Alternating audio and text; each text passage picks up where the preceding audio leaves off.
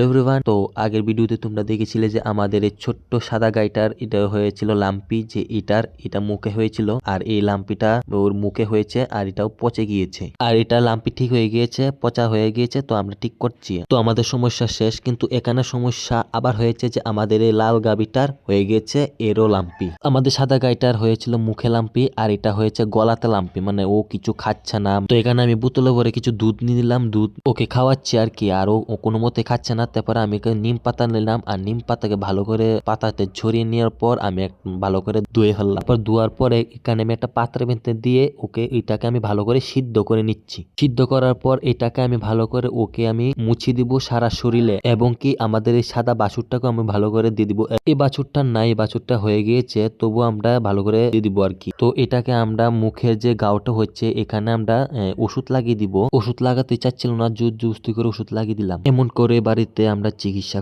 করতেছি এবং দেখা যাক কি হয়।